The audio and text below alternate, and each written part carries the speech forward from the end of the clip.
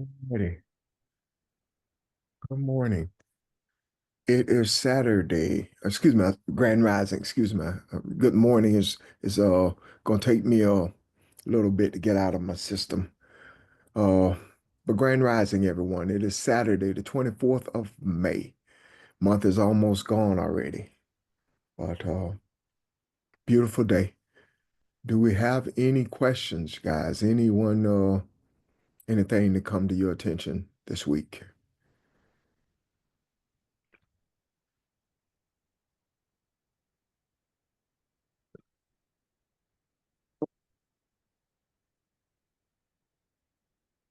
Nothing? Um, Something I was hoping I was hoping more of the teachers were available because I wanted everybody's thoughts on this, and maybe we'll re re readdress this at another time. But there was a video that Pastor sent. I think Pastor's the one sent that video the other day. The video was in response to uh, the president of Burkina Faso, as you've heard us talk about, President Ibrahim Traoré, and I hope I'm pronouncing that correctly, uh, sent a letter to the newly elected Pope, and the Pope responded to and I wanted to talk about that because it was an eye opener to me and to some of you who may have just logged on. I was asking if there are any questions before because I wanted to. I asked Sheldon to show us at least part of a video. We don't need to see it all, but I think most of the teachers have seen it anyway. I've had opportunity to see it. But I'm wondering what everybody's response to this is. How do you see this? What are your first thoughts and how does this make you feel? Uh, so we were going to show a portion of that, but first I want to find out if there are any questions before we go into that, because that may hold us our attention the rest of the way. Anybody have any thoughts or questions on anything we've talked about in the past or anything that may have grabbed your attention this week?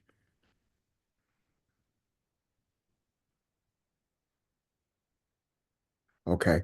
Uh, Again, I asked Sheldon to key up a video for us.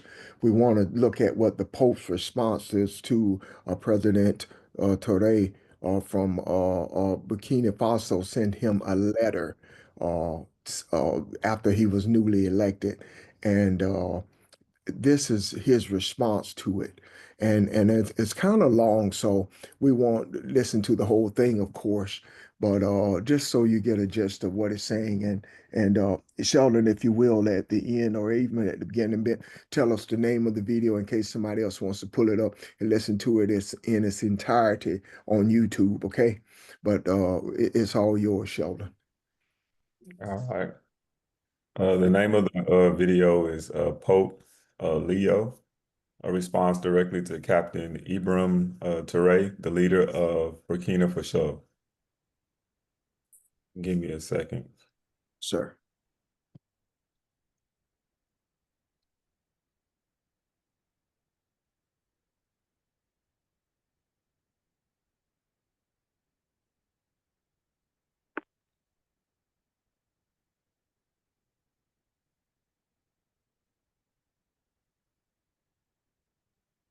Ron, can you see the screen clearly?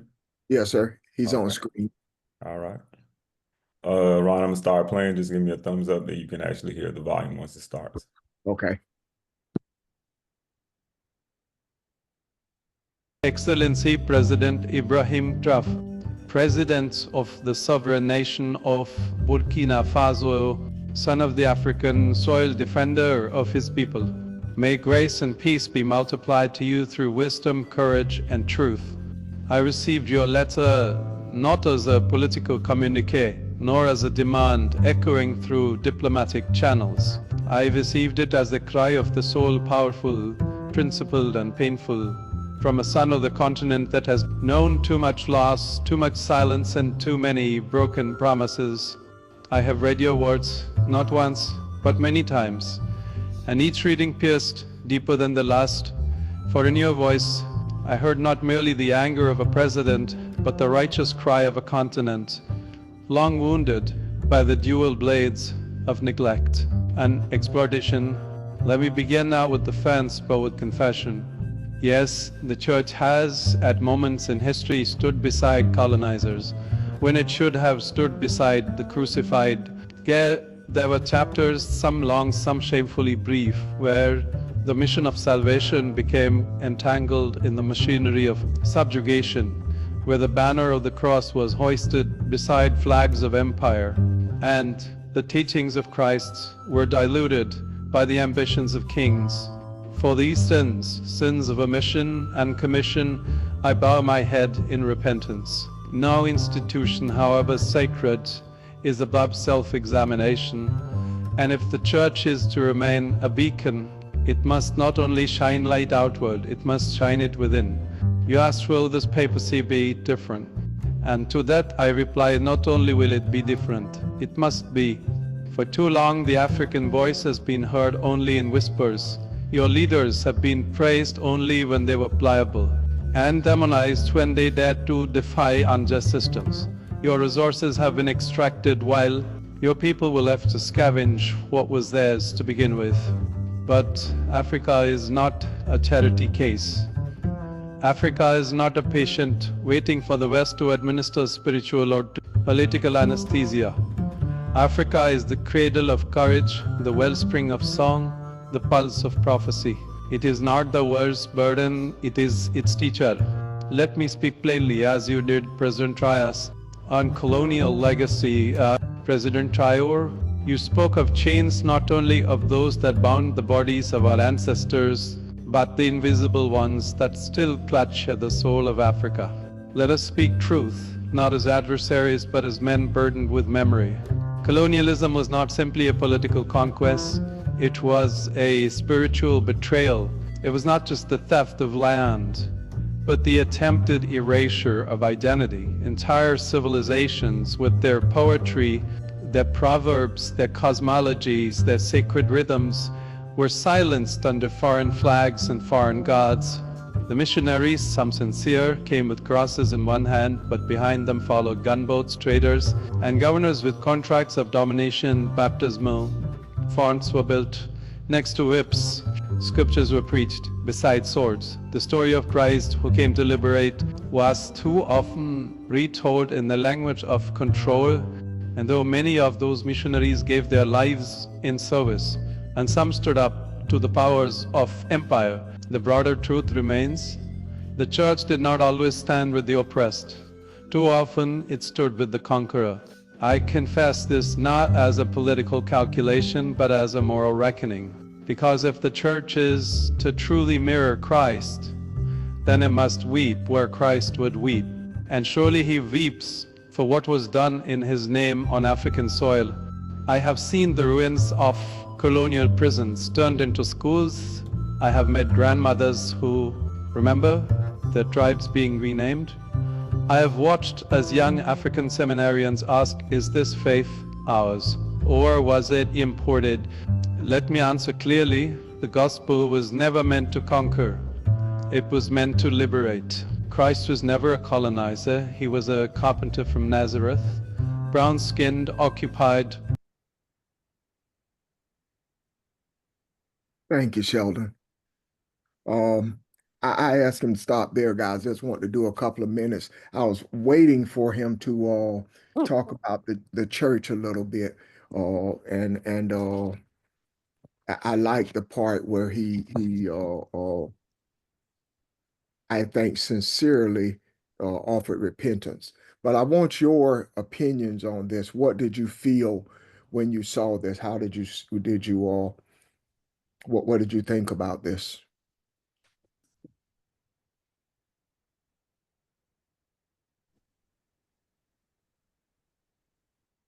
Did it surprise you? Did it bring about any emotion? Did it anger you? What do you think?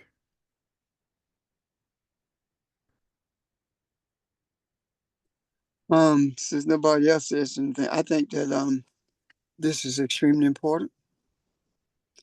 And the reason I think it's extremely important is because I see every aspect that was of the slave trade is being addressed, and I see this as a sliver of light that gives us an idea of how we are moving towards balance. The primary culprit in the slave trade was the Catholic Church, as well as the Jews, of course. Uh, so when we look at Christianity being the Catholic Church, regardless of whether we call it Protestant or not, the first permission that was given to enslave Africans came from the Pope by way of Portugal, I believe it was. So these statements that were made in reference to the letter that Ibrahim had, sent to the Pope, these statements that he made is giving new energy um, to what happened with Christianity. And what I mean by that is it does not change how the Christianity has falsely interpreted the scriptures.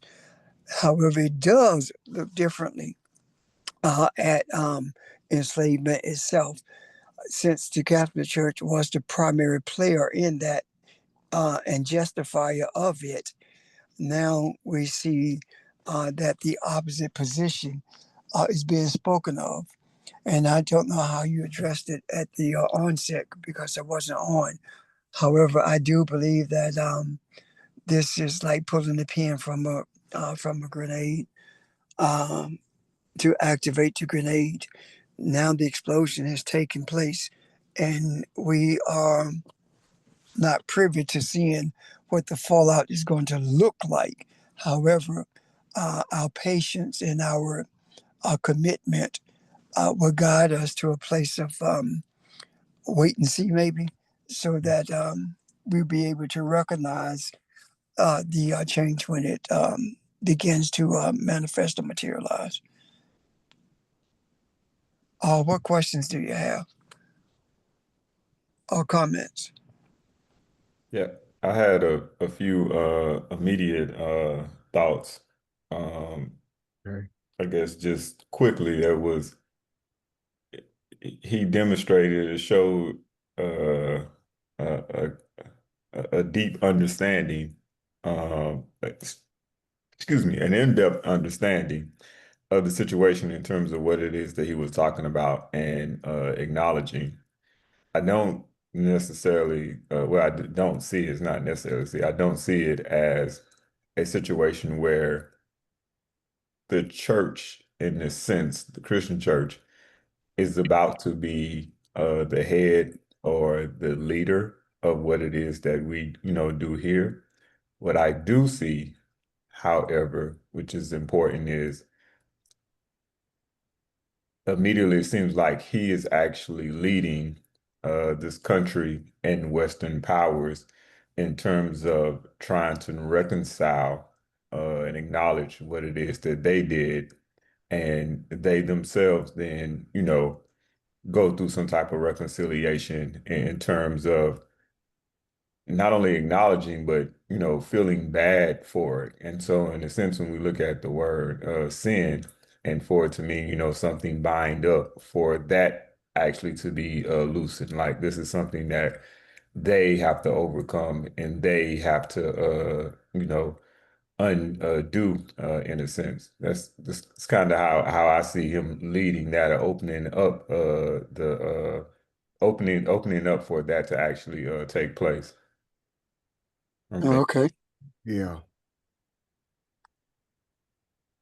Because that's the one thing, like, this country has never really done, is it's never really acknowledged in a sense its sins. It's never actually corrected that in its heart, if you will. It's something that is actually embraced and just kept on, moving forward. And the country has operated, Western powers have operated on that sense, on that thing, whatever you want to call it, ever since. I'm finished.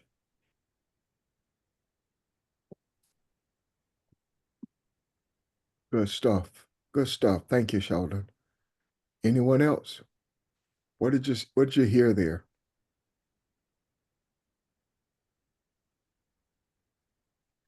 I also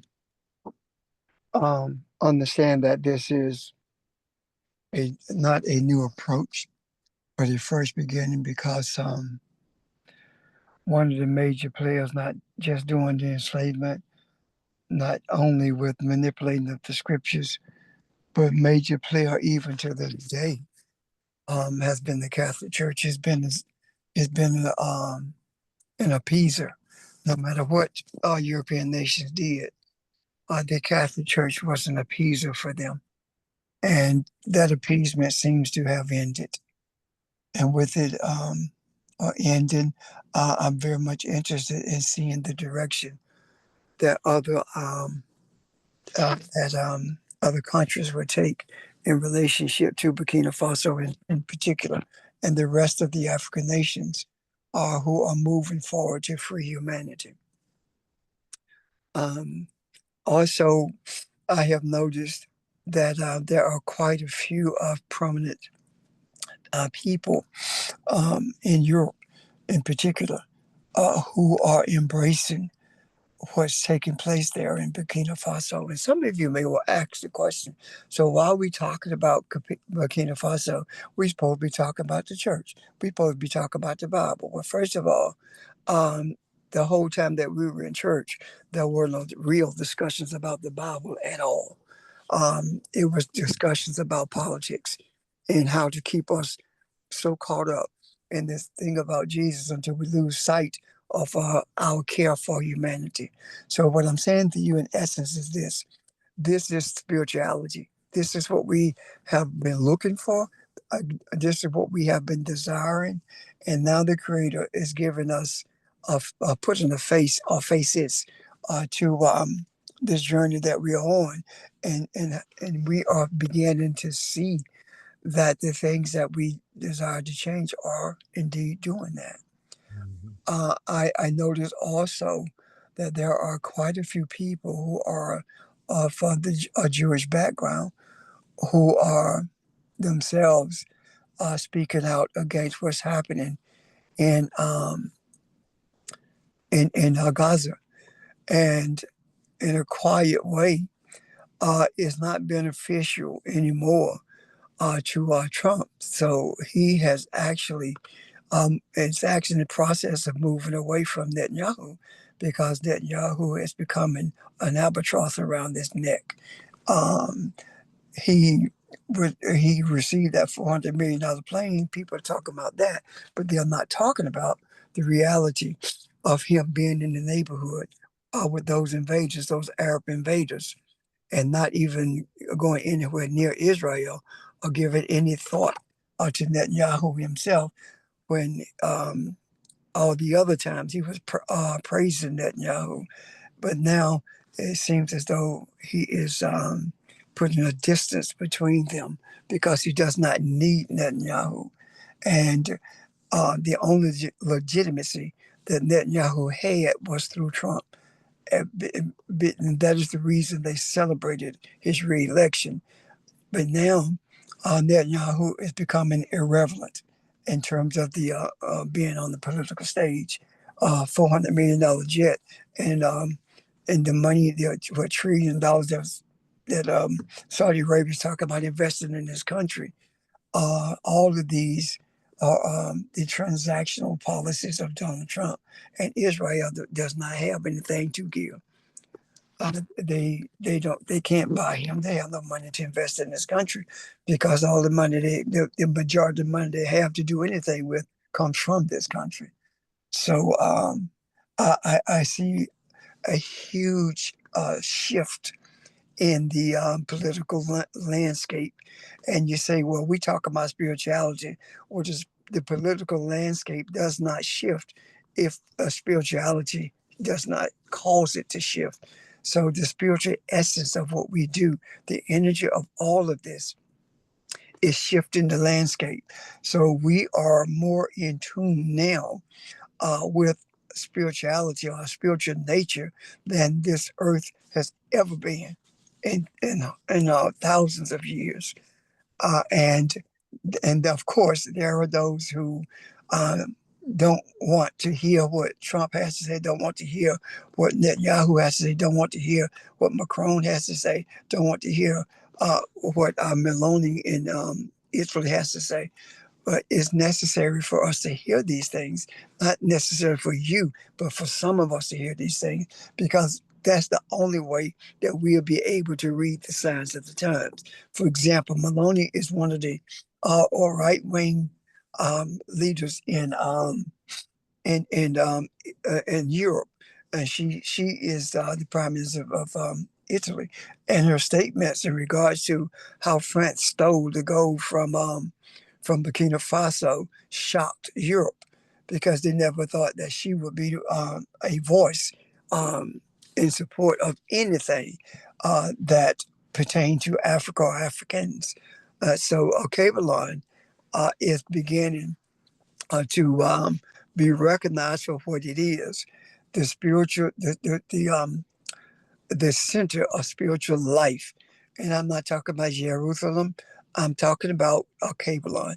And when I talk about a Cabelon, you if you look at a true geographical map of the world and see how large um, the continent is, then you think about it being a Cabelon and all these different land masses that broke from it. Uh, you begin to get a feel, at least I do anyway, of the nurturing of Africa for the entire world, the nature of nurturing that that can only come from a Cabelon, which is the center and the source of all life. So these statements that are being made are necessary. These interactions that are taking place are necessary, and Africans, the descendants of Africans worldwide, are beginning to recognize something, and that is that the Arabs are no different than the Europeans. Both of them have stolen not only land but have stolen the resources of Africa, and now they are pretending to care. The Arabs are about what's happening in Africa, when in essence they really don't care about what's happening in Gaza, because if they did, they would be doing more to stop it. What they really care about is the money that they have to buy influence from people like Trump. I'm done, unless there are questions or comments. So I ask you, what are your questions in regards to this or your comments? Thank you.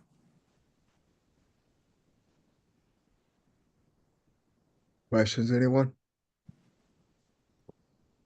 Good morning, everyone. Reb, into the group, I take a different approach on what I heard, and I haven't heard everything in its entirety. However, in the 5 minutes spilled of listening to his speech, I never heard him say anything about reparations. So I think the Pope is saying correct things at a correct time, yet when I listened to the Pope speak, the Pope that was but was in the Clinton administration, when he apologized for what took place in a part of Spain, he never said the Catholic Church. He said Christianity.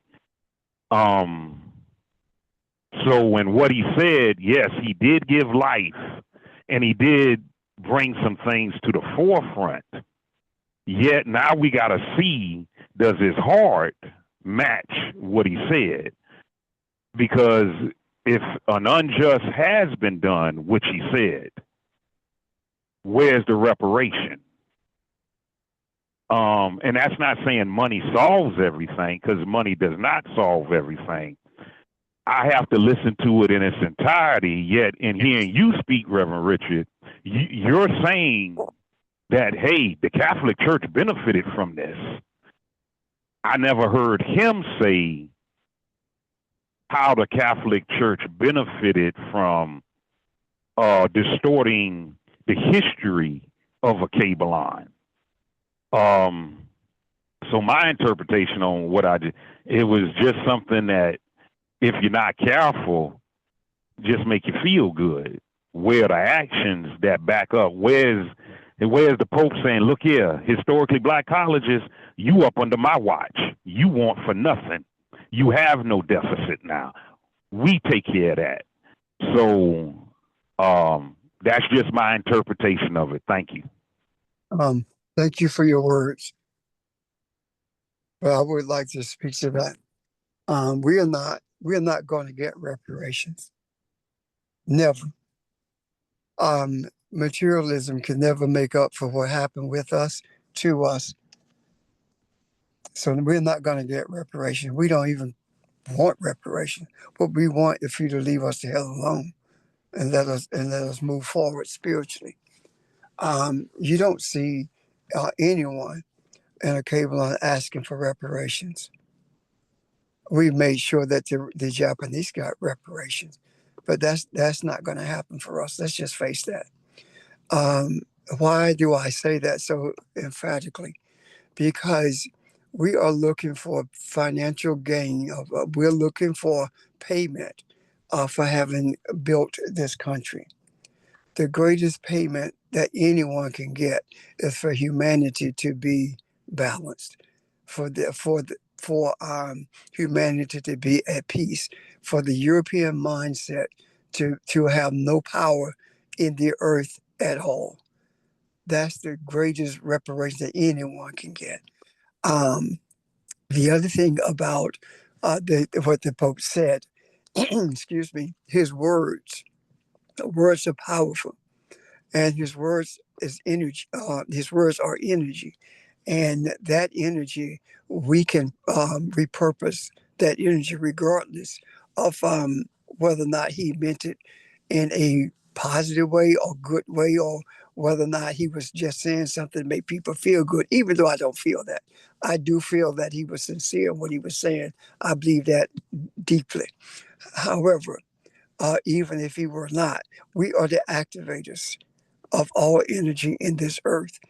And those words that he uttered are the words that we use to empower other people, meaning that those words being spoken, the energy from them, when we embrace it and when we desire that these words be experienced, if not heard, by humanity.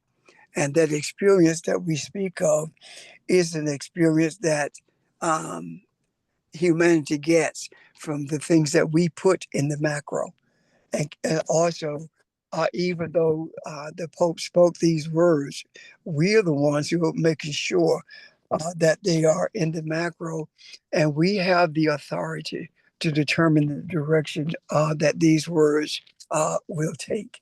And in addition to that, the acknowledgement of the Catholic Church and its role in slavery has been verbalized, not just this time, but prior to this as well.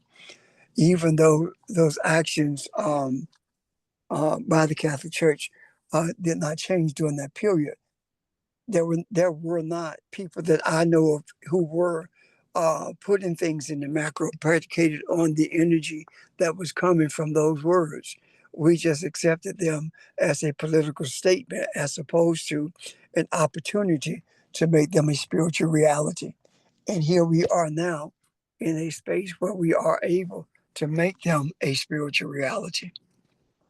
And in making them a spiritual reality, it doesn't matter whether the Pope says anything, or anyone for that matter, about traditionally African schools in this country. It doesn't matter. Keep in mind that all black schools and HBCUs in this country had white presidents.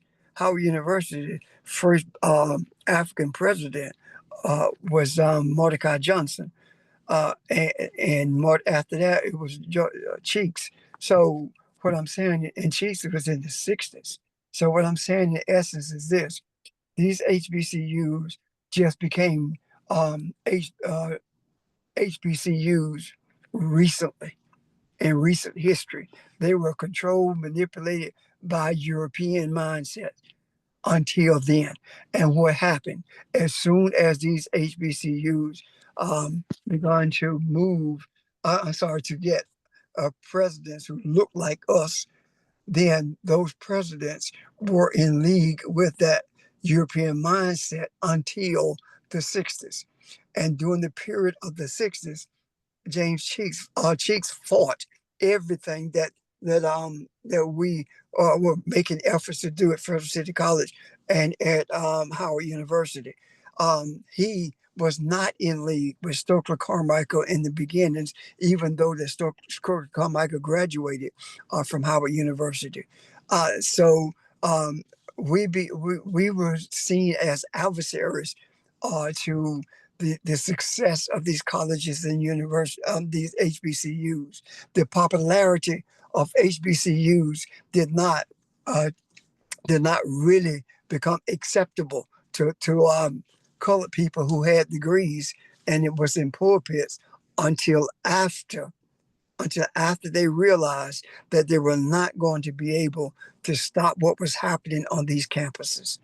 And also keep in mind that with these HBCUs, we had to fight to get African studies on the campuses of HBCUs. We had to fight to get a Black Students Union on the campuses of HBCUs.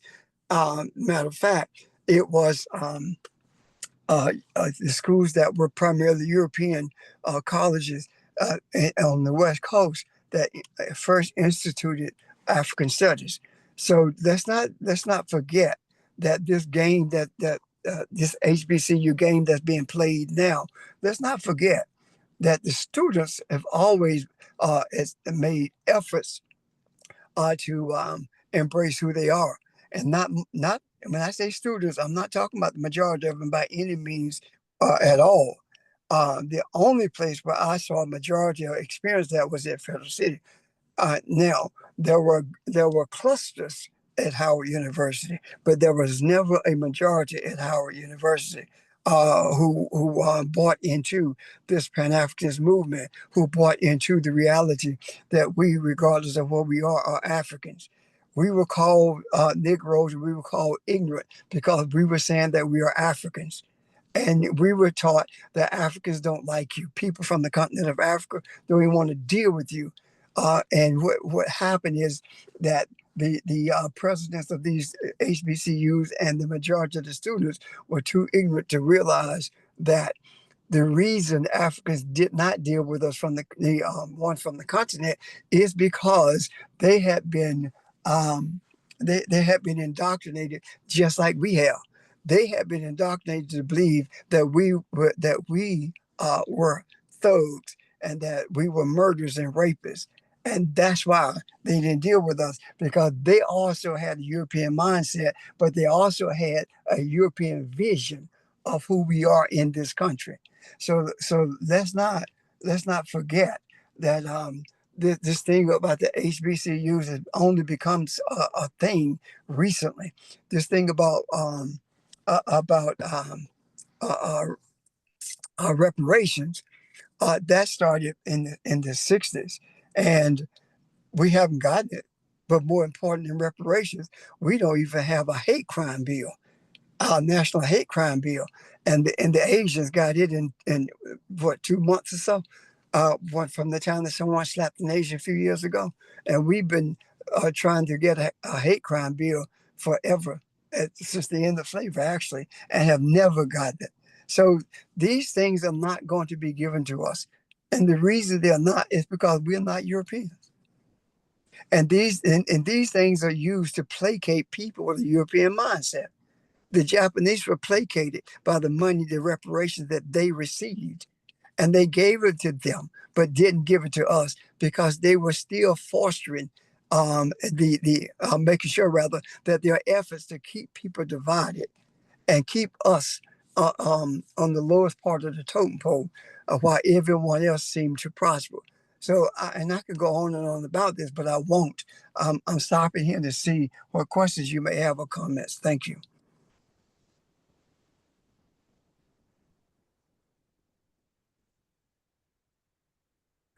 Is this clear to y'all, you guys? It's clear. Um, Yes, it's clear. one of the things that I thought of several things while you were talking. One of the things I thought of was that verse in Genesis that says, "Who told you you were naked? Who told you you were lacking anything? Who told you that you needed more? Who did you?" So we as this indoctrination that you talk about that we have bought into hook, line, and sinker, that has us thinking that we are lacking. But I think the part of the awakening is seeing that we are not lacking. We are the spiritually the richest nation in the world. We have everything that everybody wants. And that is why we are shown all the materialism and all the silver and gold to get our attention away from who we truly are. And for the most part, we're bought into it, but we are slowly regaining our sight and seeing who we truly are. One of the things that got me excited about this video was who it came from and how it made me feel. You say, well, how did it make you feel, Ron?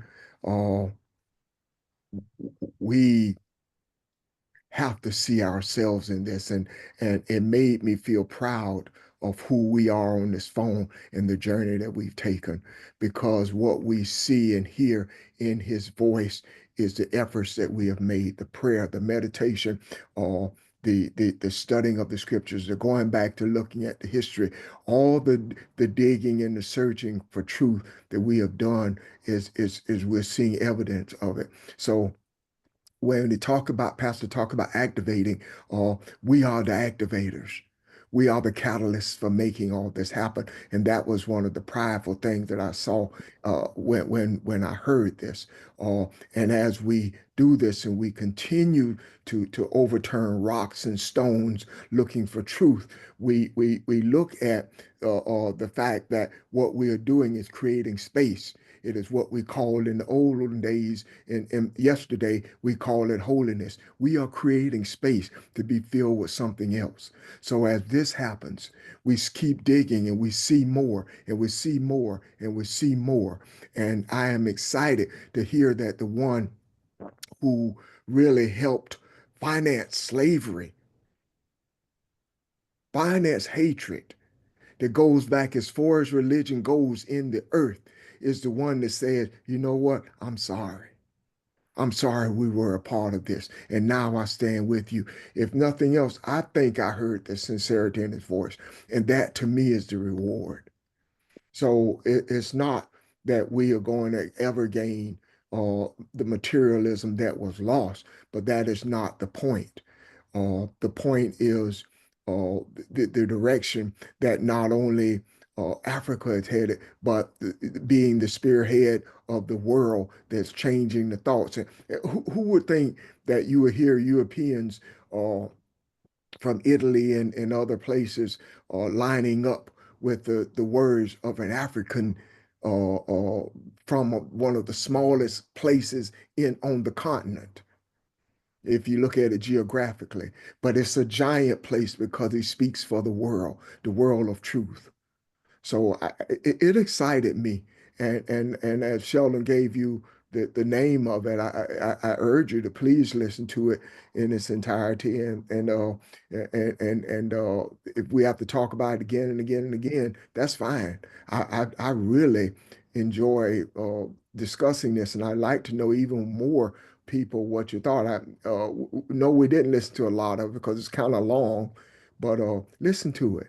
And then if you have questions or something about it, maybe we'll get a chance to address it again. I'm sure we will, okay? But any thoughts of anything that was said, uh, especially what Pastor just said, addressing George's question? Any thoughts on this?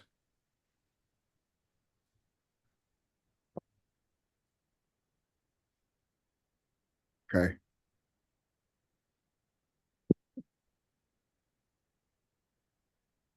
Pastor, did you have a follow-up? Um, Not necessarily a follow up, but if there are no questions, I would, at the point that we get ready to conclude it, I want to say something. Pastor, before you conclude, may I say something, please? Sure. Grand Rising family. I was just thinking, I had a thought as I listened to the comment that George made and the comments that followed what George said.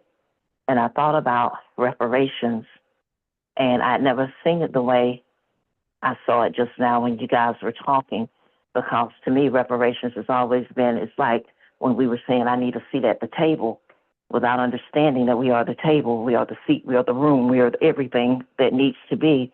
Reparations, in my opinion, and just with me thinking about it right now, it's nothing more than another buzzword for I still look to the enslaver to give me something because I don't realize that I am self-sufficient in the self-sufficiency of being I am. And as a result of that, I will always look to the enslaver or the European mindset, thinking it owes me something when I don't realize that I am sufficient already. So I think it's very important. I'm glad you laid out the framework that you laid out and helped us to see that, because it showed me that reparations is just still me seeking something that I think I'm lacking from someone who I think owes me that thing when I'm not owed anything. All I am to be is to who I am, just be. And I am self-sufficient in being who I am.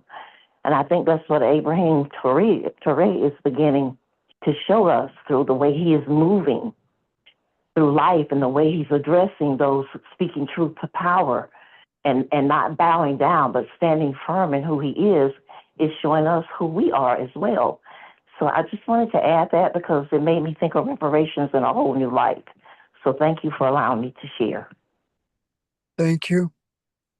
Beautiful. Matter of fact, when you mentioned Ibrahim Touré, his statements are very clear. We're not asking you to give us anything. We're not asking you for permission to do anything. We simply are telling you, not asking, we are telling you to leave our country. We are telling you that no longer will things be like they were. We are telling you that you will not have control over our minerals anymore. You will not have control over our lives anymore. We are telling you that. So we're not asking for anything. Even during with Marcus Garvey, the only thing that Marcus Garvey requested was give us the space to leave him. That was it. But as far as giving us something, no. The idea of reparations, yes, that thought came from from the Black Man's Liberation Army. First time that I heard it back in the day, and they were based in D.C. The God, I almost called his name, but anyway, that's the first time that I came in contact with that, and when I was listening at the words of Ibrahim, the one of the things that came to me months ago when I started listening that he was not asking for anything, and there was no mention of reparation. He did tell Macron, "You want to have a discussion with us? You want to talk with us? Well, first of all, bring us our gold that you stole. Give us our gold back that you stole." And Macron had to audacity to say that gold came from France. Well, ain't no gold mine in France. We know that. So he wasn't asking them to give anything. He's telling them, return what you stole, then we can talk. So again, I go back to this about what Kathy was saying, that we're not beggars. And you say, but they owe us. We owe them. They don't owe us. We are children of the sun. We're children of a Kabbalah. We are children of a Kabbalah, meaning that we are children of the garden of life. We owe them. What do we owe them? We owe them a mindset. that is not destructive. We owe them a sense of self that's not arrogant and racist. We owe them something, a mindset that really frees everyone from that European mindset. We owe them that. Why? Why do we owe them that? Because they came from us. Everyone on this earth came from us, the womb of the African. So let's dispense with the European mindset, thinking that someone owes us something because of what happened with us, and it could not have happened with us if one or two things had not taken place. Number one, the Creator allowing it to happen, and number two, we are the ones who established religion. It was at the behest of the Greeks, but we did it. The African did that. It could never have been established if it had not been for the African. The manipulation of the writings took place by that European mindset. But the religion came from, it was actually, religion was brought into existence to worship a European. And if you read the history of Ptolemy, you will see that it was to make him a god, a European a god. And from that point forward, we have seen the images of the Creator, the image of Jesus, the images of all the saviors of being white, being European. We've seen that. And that has been that way since the inception of religion. So now we take a new perspective. And that new perspective is no one owes us anything. We owe everyone everything. Question, what are your questions about that or comments? Is that clear to you guys? Especially Kathy, is that in league with what you were saying? Well, my question is, yes.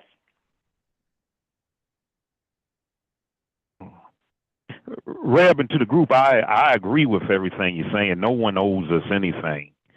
One of the things I appreciate about a Kabbalah and the energy of it is there is no lacking, there is no loss.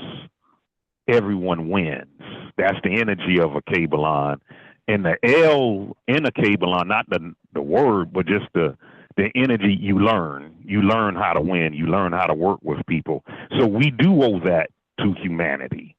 Yet my question to Ms. Kathy is, based on what you said, Ms. Kathy, that we should never ask our oppressor for anything, which I do agree with.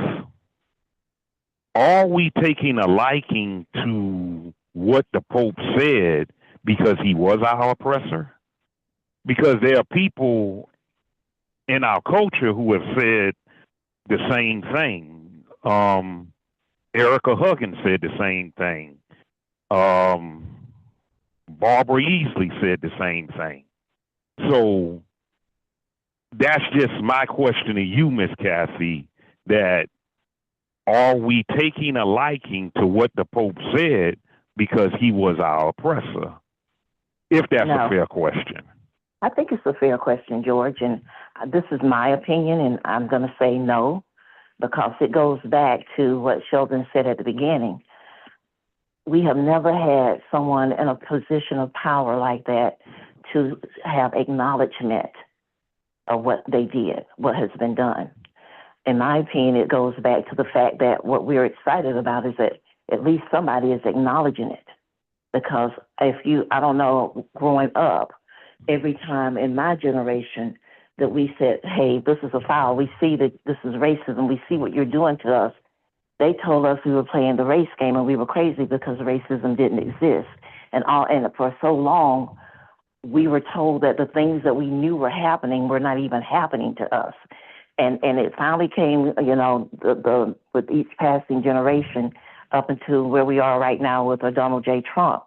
Now it's in your face, blatant, and we know that we were not crazy. What was happening all along has always been happening. I am more excited about the acknowledgement of the fact that at least you can say that you see the sins, you know what was done to us, and you acknowledge that it was done, and that you see a man standing in truth, not as an angry black man, but you see a man standing for the good of his nation, trying to make changes, spiritual changes for his nation. That's what we're seeing happening here. That's what I'm excited about. It would not matter whether he acknowledged it or not. If he never did, it does not change the course of who we are and what we are discovering on this journey of being the I am that we are, and being Elohim, and understanding that we are spiritual beings with power. That doesn't negate any of that, whether he acknowledged it or not. But the fact that he did acknowledge something that has been told to us for so long didn't exist, I think that's what I'm more excited about. And I will admit, I've had a really busy week, and I have not listened to the clip yet. That was my first time hearing it today. But it resonated deeply inside of me that this man is speaking truth to power, and power is acknowledging, power is bowing to it and saying, I agree. That has never happened, George. I think that's what I'm more excited about, and I can only speak for myself. That's what I'm more excited about, is that at least when I speak truth to you, you're not doing the denial thing that Donald J. Trump tries to do and tell you you're wrong or that doesn't exist. He agreed. And that's where my excitement comes in. But had he not agreed, it does not deter me one bit.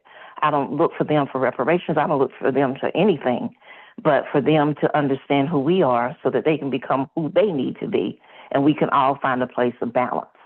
And those are my thoughts. Thank you. Well, Kathy, Okay. George, may I interject something, please? Because Yes, sir. the Pope, the current Pope, comes from an African background. If you look at his biography, you will see that he has African blood in him. He has actually, when I say African blood, what I actually mean is that he has melanin in him. That's all I want to say. Well, Ms. Kathy, just for engagement, with me, I don't look at people position or title as power. If truth is truth, it doesn't matter to me who says it. And I don't look at he's in a position of power. Because in the Kabbalah, by my studies, there was no ranking. There were no positions. Everyone was a creator. Everyone was a god. So that's just how I look. I don't look at the person that comes out of a gated community. Oh, they got power. And the person that comes out of a trailer park, they don't have no power. So I'm not embracing what he says based on his position. I make an attempt to, Miss Kathy. If what you said was truth, then that's all that matters. It doesn't matter what your title is. Even where I work, I treat everyone the same. I don't know people's position. I don't know what their title is. So let's not take a liking, just as a suggestion. I'm not taking a liking to what he said based on his position.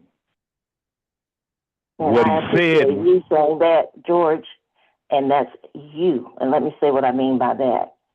I agree with what you said, and I approach life the same way you're saying it, but it's bigger than us.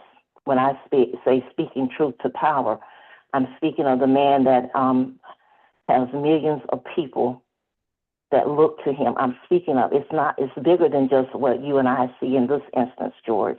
When I'm saying power based on the people that follow and listen and believe.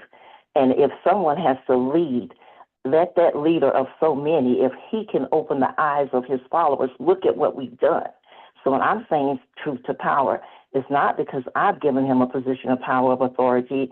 in my life because I'm just like you. Those things, those titles, pontiff, and all of those things mean nothing to me. I don't bow the knee to that. I don't reverence those things. That's not what I'm saying at all. I'm saying power based on the fact that the world sees him as being powerful. And all it takes, if Jesus and 12 disciples, a man called Jesus, and I know there was no man called Jesus, I get that, but if I'm going to look at what the Bible has laid out for us before, if 12 people, one man and 12 disciples could make a difference, what can one man with millions of disciples do? That's my point when I say speaking truth to power, because of the number of people that look to him to be powerful. When he changes his mindset, he can change the mindset of a whole nation that's following him. That's what I mean. Not that I see him as being powerful. So you and I are saying the wrong thing. I don't care where you're coming from, what your background is. I care about your spiritual journey and spirituality. I don't care what you have and what you don't have. That doesn't matter to me. That's not what I'm talking about. And I'm glad you brought that up, because I don't want anybody to make the mistake in thinking that I'm saying that he's powerful to me. We are the powerful ones. The name that is above all names that cannot be uttered is the most powerful. And that's who we are. We are the offspring. We are the children of that energy, that force. That's what I'm talking about when it looks at us. But when you look at the world and how the world sees things, you have to see that there's something else at play here that we are working to change, and that's part of the change that we are working to. And I hope that makes sense, George. So I'm glad you brought that up. Thank you so much for saying that. And Ms. Cassie, thank you for the engagement, and just want people to, sometimes people buy into, not saying you, but sometimes I have even bought in the power not knowing, hey, the man's powerful than the woman. But yet in listening to people and doing studying, it's not accurate. But nonetheless, though, thank you for the engagement, Ms. Cassie. Thank you too, George. Great discussion. Good job, y'all. I hope this is clear to everybody. And as Kathy mentioned, Sheldon gave you the name there. If you want to go back and listen to that video and see if you have any more questions or further discussion, please do. I invite you to do that. Sheldon, you were on a second ago. Did you have anything you wanted to add? Hey, well, it was basically with what Kathy just said in terms of Howard, just more so in the sense that she was using it. What I was thinking about it was just the influence that the Pope has and what he represents and how many people listen and follow. And so for all of those individuals who follow Catholicism and consider themselves as being Catholic or look up to him as they're someone who is leading them in a sense, everything that he then said or comes out of his mouth as they find out about it and hear it, it's their ears. They have to then go and deal with that themselves internally. And so I saw that as a connection in terms of him being powerful in terms of influence in that way. And then thank you also, Kathy, as you continued on from Pastor Richard talking about the reparations thing. And then so I wanted to make some statements just because I understand how and why someone might have a problem with that of the African diaspora, but what it is in particular that we mean.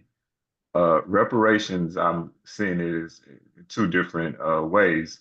One, it is purely in a sense, and yes, I understand this is important, so I'm not minimizing this at all, but it's an economic situation.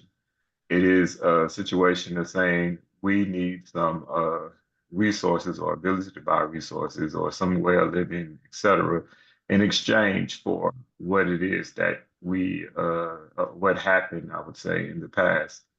The other thing tied to that is that, in a sense, it makes you part of that system or whatever it is that actually took place is almost as if you were entering in some type of partnership, as in, okay, now you are a whole for the role that you played in our enterprise, in a sense. So, in that sense, it is becoming a part of the very thing that we didn't like and care for lack of better words, to begin with. And the thing that we talk about on here, the reason why we're on this call, the reason why we meet and everything like that, is we're actually talking about spiritual matters. And once you start talking about things from a spiritual matter and not just the lens of economics, then you begin to see and understand why, okay, it's not just reparations, it's just not benefiting from a monetary standpoint, it's all the other things that go along with it. It goes along with who we are from a spiritual nature, not just here in our bodies in this physical reality at this particular moment, is something more and bigger than that. And then I guess the last thing in terms of the video, as I was saying, and I guess I can say it a little bit differently now after having gone this far in our discussion in terms of the beginning, what I was saying in terms of it being an opportunity. Um, but let me go back a little bit. So I noticed quite a while ago, I am, and he's probably there, but I know he's at there at the same place right now as well. Pastor Richard fighting even before I was born for voters' rights and things like that, all of that took place during the civil rights movement, all the things that many of the people have become before me to do to help not only me, but us and others to follow to have a better life. That was not the end goal. The end goal is not just to acquire wealth, power, and ability to do things. That's not what's going to make any of us or anyone ultimately happy. It is something that goes along with it, but it's not going to create complete joy.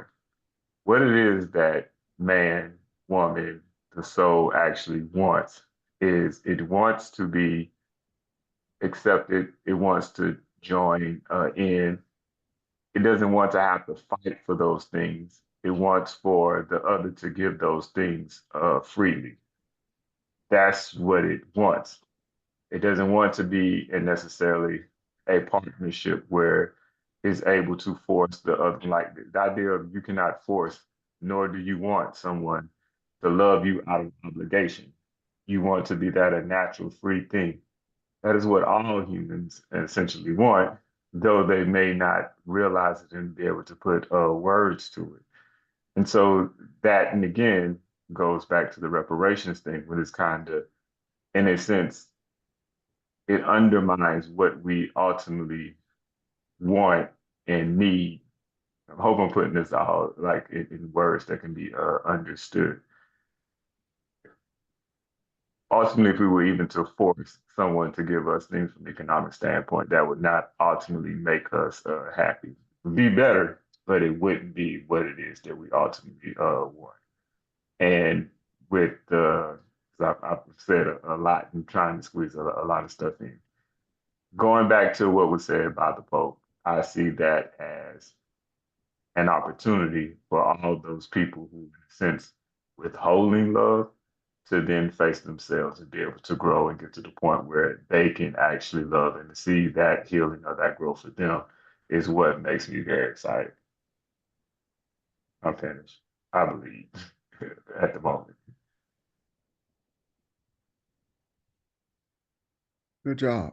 And any questions on what Sheldon said, y'all? Comments? I love that about what you guys have said, Sheldon, Kathy, and Pastor, about reparations. I had not seen it that way before. That's spiritual. That is awesome, and that kind of puts a new new mindset to not only that term, but to this whole conversation that we're talking about here, this whole discussion kind of helps you see this from a totally spiritual way.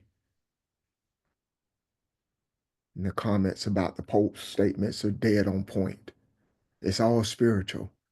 And that was one of the things that I also say excites me, as I never would have thought I'd say spiritual and Catholicism in the same sentence.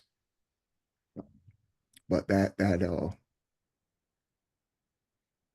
lot of energy in that, in his words. Questions or comments? Don't want to leave anybody out. Do you see anything? Has it touched any place in you? Just, and I know you didn't see but 5 minutes of it, but adding that 5 minutes with the discussion, anybody who hasn't said anything, what do you see there? Would you like to speak to it?